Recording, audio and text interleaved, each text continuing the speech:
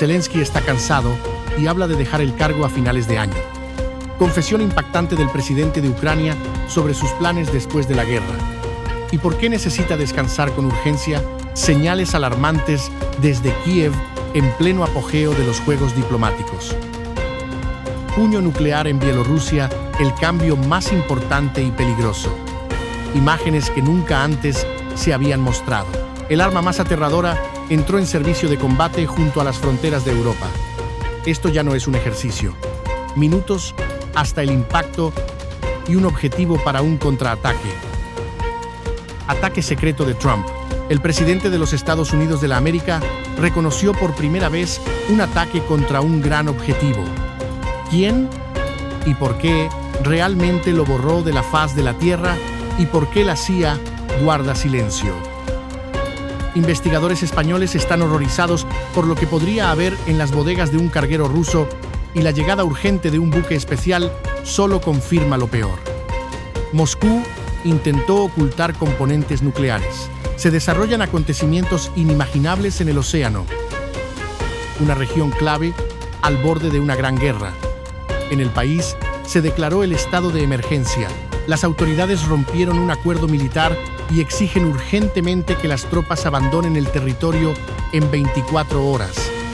La región se desmorona. Las noticias más urgentes y relevantes con detalles exclusivos. Usted está viendo el informativo Línea de Frente, trayendo los hechos más recientes de Ucrania y del escenario internacional, antes y con más claridad que cualquier otro canal. Todo lo que usted necesita saber hoy. Moscú vuelve a intentar apropiarse del tema de la legitimidad de Kiev, y lo hace como si ya no se tratara de una guerra, sino de un nuevo comienzo político. Esta vez, la señal no va dirigida solo a las autoridades ucranianas, sino también a millones de personas que quedaron al otro lado de la frontera. El ministro de Asuntos Exteriores de la Federación Rusa, Sergei Lavrov, declaró que los ucranianos que viven en Rusia deben participar en las elecciones presidenciales de Ucrania. Según su versión, el país necesita celebrar elecciones como lo establece la legislación y los poderes actuales de Volodymyr Zelensky, como afirma Lavrov, supuestamente habrían terminado ya en mayo de 2024. Esto solo puede hacerse a través de elecciones, una campaña electoral transparente y honesta en la que participen todas las fuerzas políticas interesadas. No se trata de un nuevo juguete ni de otro anuncio ruidoso. Se trata de cómo el miedo vuelve a convertirse en una herramienta de la política, rápido, burdo y ostentoso. El Kremlin acerca deliberadamente la infraestructura nuclear a las fronteras de la OTAN, haciendo el mapa de amenazas más denso y nervioso. El Oreshnik, con un alcance declarado de hasta 5.000 kilómetros, cubre casi toda Europa, Polonia, Alemania y los países bálticos quedan dentro de la zona de alcance. Y si el despliegue se realiza desde Bielorrusia, el tiempo de llegada se reduce a minutos. Y esto ya no es una teoría para presentaciones de Estado Mayor, sino un factor directo de presión. En Bielorrusia se anunció el despliegue del sistema Oreshnik, pero una vez más no lo mostraron, solo el transporte con el que lo trasladan. Y lo hicieron con un video deliberadamente atractivo, para dar más miedo. Para Europa, esto significa un aumento de los riesgos y de la escalada, donde cada error, fallo o provocación resulta más costoso. Bielorrusia, por su parte, está siendo convertida en una plataforma militar y, por lo tanto, en un objetivo potencial. Independientemente de cómo se envuelva esto en la formulación oficial, para Lukashenko parece una pérdida acelerada de soberanía. Para el Kremlin es la lógica habitual. Si no fue posible imponer por la fuerza y la economía, queda agitar misiles y asustar al mundo con otra Wunderwaffe.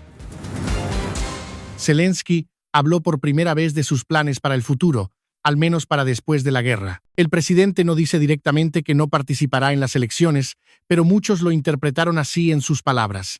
Les proponemos que ustedes también lo evalúen por sí mismos. Al fin y al cabo, esta guerra terminará y usted dejará su cargo. Sí. ¿Qué cree que hará después? No lo sé. En realidad no lo sé. Descansar, quiero descansar. ¿Con su familia? Sí. Lo deseo mucho. Sí. De verdad lo quiero. Incluso con toda la ambigüedad de Trump, y la confusión de la política exterior en torno a la región, Ucrania sigue recibiendo un apoyo muy tangible, no con consignas, sino con equipos que comienzan a funcionar de inmediato. Y en esta historia, no solo importa el regalo en sí, sino de dónde provino. En el Ministerio de Salud de Ucrania se recibieron 3 vehículos especializados de ambulancia. Los vehículos llegaron como ayuda benéfica desde la República de Kazajistán. El costo total fue de casi 10 millones de grivnas, más de 200.000 euros. En este contexto, se pueden recordar otros detalles. Y ahora quiero dirigirme a nuestros suscriptores, porque son ustedes quienes deciden si todas estas noticias llegarán a muchas más personas. Cada nueva suscripción, cada like, cada repost y cada comentario con más de 6 palabras, cada reproducción completa hasta el final, ayuda a impulsar nuestros videos entre cientos de miles de nuevos usuarios, haciendo que más gente conozca la verdad. Gracias a ustedes. Gracias por seguir con nosotros y continuamos. Desde principios de año, en Kazajistán, se han iniciado alrededor de 700 procesos penales contra ciudadanos que combatieron contra Ucrania del lado de las fuerzas rusas. La responsabilidad, como se señala, es la misma tanto para exmiembros del grupo Wagner como para quienes firmaron contratos con el Ministerio de Defensa de la Federación Rusa. Además, Kazajistán introdujo por un año un régimen reforzado de control de exportaciones dirigido exclusivamente a los envíos a Rusia, para limitar la entrada de bienes de doble uso y frenar la evasión de sanciones. Todo esto en el contexto de los intentos de Putin de congraciarse con Tokayev y restablecer relaciones. Una historia que parece contrabando común hasta que se empiezan a contar los detalles. Desde Bielorrusia hacia Polonia, volaron 59 globos meteorológicos y casi cada uno de ellos no era solo un globo a la deriva. Y todo esto en apenas 5 días. Según RMF24, la mayor cantidad de casos se registró en los voivodatos de Podlaquia y Lublin.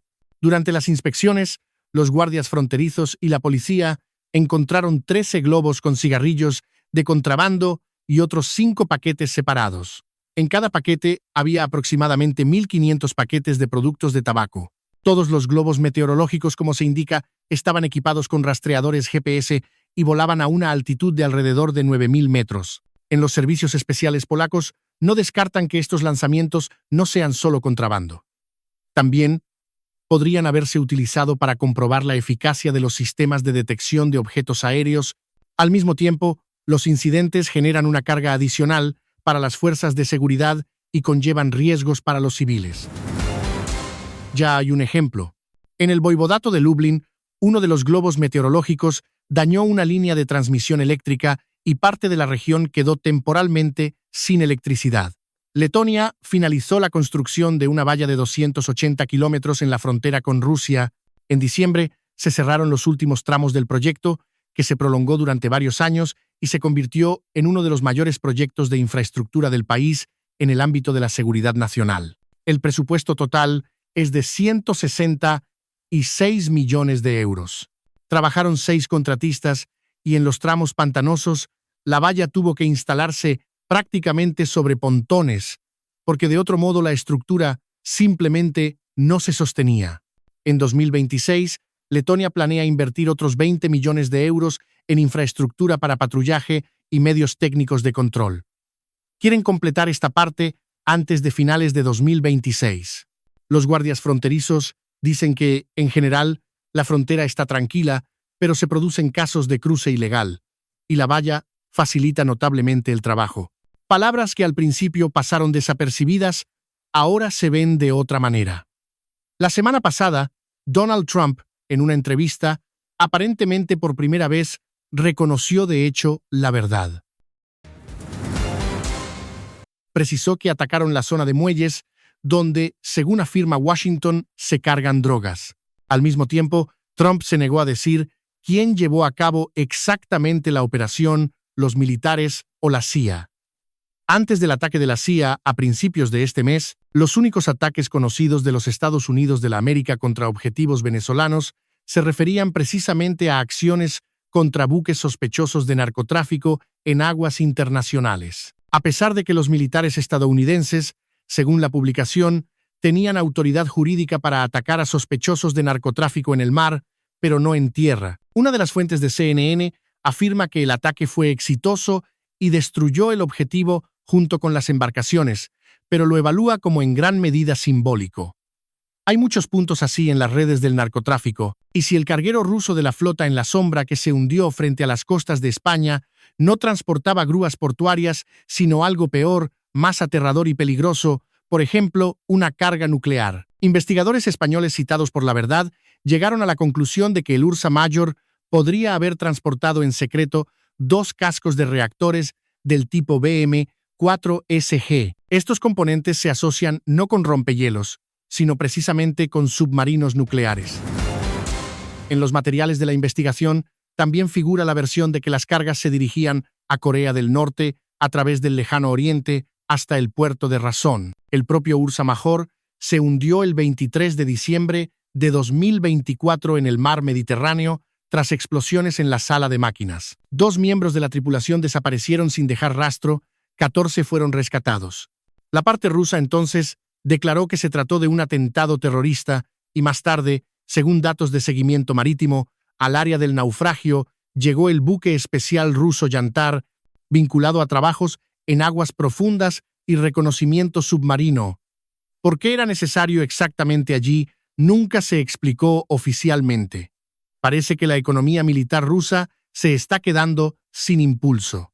En noviembre, la producción industrial cayó 0,7% interanual y la industria manufacturera retrocedió 1 punto porcentual completo. Esto ya no son fluctuaciones, sino un síntoma. En diciembre, los indicadores de las fábricas caen 48 puntos y por 7º mes consecutivo se mantienen por debajo de 50. Es decir, el sector se contrae, no crece. La producción y los nuevos pedidos disminuyen. La demanda es débil. Las personas y las empresas actúan con cautela y la confianza empresarial vuelve a desplomarse. Y mientras las fábricas frenan, el sistema circulatorio de la economía también recorta gastos. El Consejo de Administración de los Ferrocarriles Rusos aprobó el programa de inversiones para 2026 por un valor de 713.600 millones de rublos. Esto es casi un 20% menos que en 2025. En el contexto de la caída del transporte de mercancías, la empresa ve crecer su carga de deuda. En los materiales de Reuters aparece un nivel de alrededor de 4 billones de rublos, y los bancos ya están discutiendo la reestructuración de parte de esa deuda. Todo avanzó por un escenario duro. En el país se declaró el estado de emergencia y las autoridades, de un solo movimiento, rompieron el acuerdo militar que mantenía tropas en su territorio. Ahora el ultimátum es directo: abandonar el país en 24 horas. Esto ya no es una disputa diplomática, sino una ruptura en carne viva. Si la orden no se cumple, el siguiente paso será la fase de fuerza.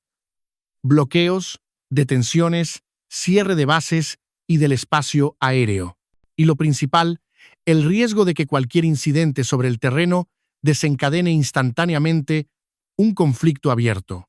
Una coalición de estados decidió contener al agresor y lanzó un poderoso golpe contra la infraestructura portuaria.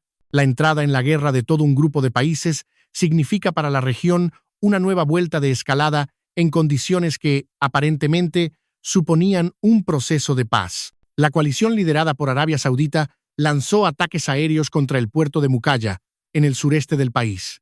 Los medios estatales saudíes explican el ataque diciendo que a través del puerto supuestamente se realizaban envíos de armas desde los Emiratos Árabes Unidos para apoyar a fuerzas separatistas.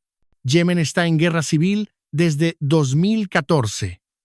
Y el episodio de Mukalla muestra cuán rápido un conflicto interno puede convertirse en una disputa entre patrocinadores. Uno de los servicios más populares está muriendo en Rusia. La aplicación que decenas de millones de personas usaban a diario está en agonía terminal y ya ha sido oficialmente restringida en un 90%. Se trata de WhatsApp, cuyo gráfico de funcionamiento y disponibilidad en la Federación Rusa ya conmociona a todos. Las autoridades no planean detenerse. Los siguientes en la lista son YouTube y otros servicios populares. Gracias por ver hasta el final. Agradezco su confianza y espero comentarios detallados, likes y reposts. Esto es importante para que nuestra audiencia siga creciendo. Por hoy es todo, hasta la próxima y que lleguen buenas noticias para todos.